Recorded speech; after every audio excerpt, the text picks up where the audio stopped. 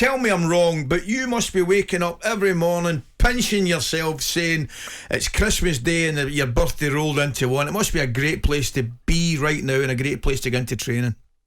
Yeah, it's amazing. Obviously, since the takeover's happened, it's been a really positive place. We did well to finish where we did last season, and then just to carry it on this year, with obviously on the back of a couple of good results, it's a really good place to be. At this moment in time, Dan, you touched on it, really good place to be. Now, we all know that place, if it gets a team, that city will just absolutely erupt and take off, and there's early signs of it with the fan base absolutely tremendous. Yeah, and I think it helps with like the war flags. When there's the flags up, I don't think there's an atmosphere like it in the country at the minute. I think we sort of feed off it, feed off each other, and it's I wouldn't like to come and play at St James's away. Dan, I know it would be a difficult one for you to comment on this, but you know, there's been one or two quarters speculating a potential international call-up. How much would that mean to you, and do you think it's realistic? Certainly, I do.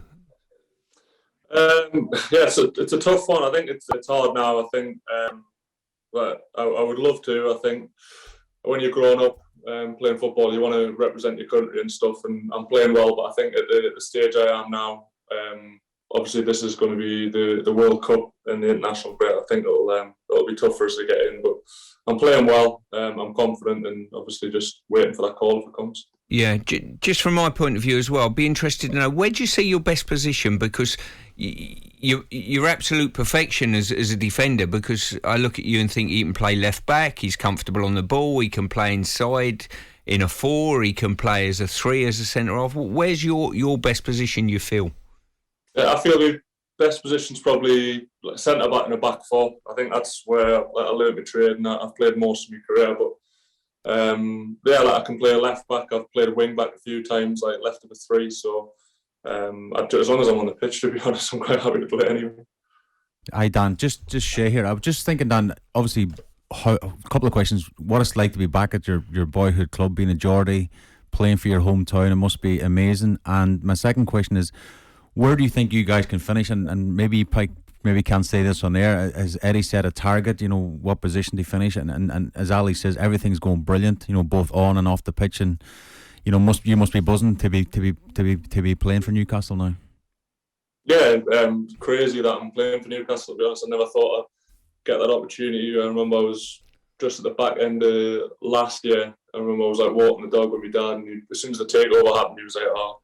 I said, I doubt I'll be able to play for Newcastle now. And then a few months later, I was up here signing. So it's crazy how quickly it changes.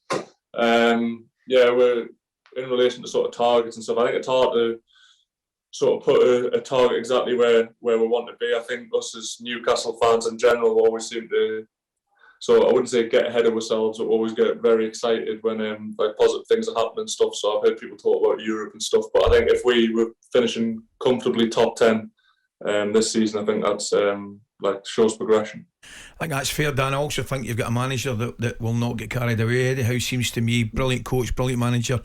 He won't get too disappointed with the poor results. He won't get too carried away with the good results. However, I want to ask you about some of the forward players in your team. Newcastle have always, speaking to the boys earlier on before you come on, always been renowned for some great talent in forward areas that the Toon Army can love. And this team's no different. Gomares, Wilson back in the team, St Maximin, Almiron's been scoring some unbelievable goals. It must be a real joy to play with front guys like this. Yeah, exactly. You just feel you need to get the ball to them and just watch them. I think it's a big confidence thing as well, especially with players like Miggy and stuff, who maybe weren't playing as well at the start of his career here, but I think it's just sort of that confidence and knowing that the manager's got that belief in you to go and do the things he's doing. And I think he's unplayable sometimes. I think Bruno's sort of one of those rare players that have just got that class where you just give them the ball anywhere, and just the way they move the body and move the ball and stuff. Really world class. My point being, at this moment in time, you've obviously got Manchester United on the Sunday. A lot of teams in the past, you know, you go to a place like Old Trafford, you're filled with intrepidation. However, I look at Newcastle now, right throughout that team, playing with extreme confidence. Mentioned the front boys, but obviously defensively very, very good as well. I'm guessing now that is a game that the entire team will be looking forward to going to Old Trafford at the weekend. Yeah, I think you enjoy going to Old Trafford anyway. It's one of those grounds where you love to play at. But this season, I don't think we fear anyone. I think we've went toe to toe with the best teams within City and Liverpool, and it'll be the same with United on Sunday. Tell you what I want to ask you, mate, before you go. We've been speaking about it all morning. Effectively, it's the handball rule. Nobody knows whether we're coming or going. Now, your handball at the weekend, Dan, I don't know whether you agree or not. I am not given that, right? I am absolutely not given that at all, because people talk about arms in unnatural position.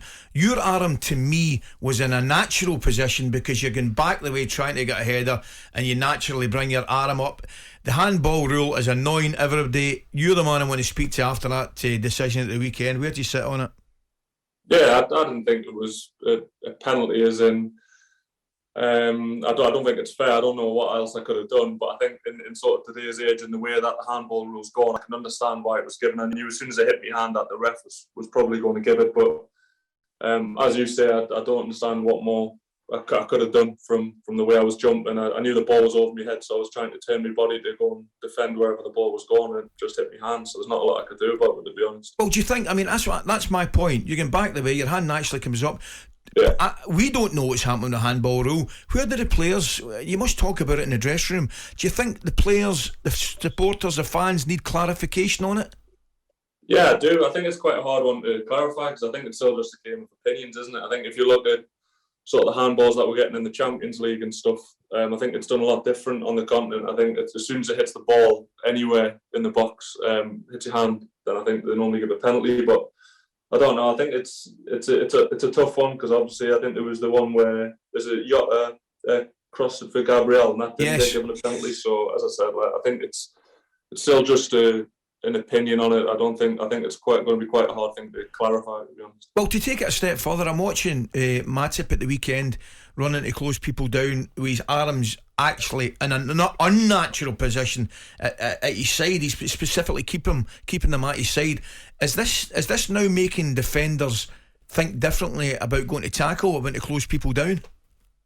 I think it is, but I think it's a tough one. I think if you run to close people down and you've got your hands behind your back, or you're trying to block shots and stuff, it's like, even just for balance, if they like fake a shot and cut inside, then I think you struggle with it. So I don't know if that's what we're going to be asking players to do, but as I said, I don't think it's great for the game if that's what's happening. Okay, Dan, we'll let you go. Thanks very, very much for joining this morning. You keep up the good work. You're a joy to watch the team, and we're all thoroughly enjoying it. Good luck at the weekend at Old Trafford, mate. talkSPORT Breakfast with Laura Woods, Monday to Wednesday mornings 6 till 10 on AM, on DAB, via the talkSPORT app and on your smart speaker. talkSPORT.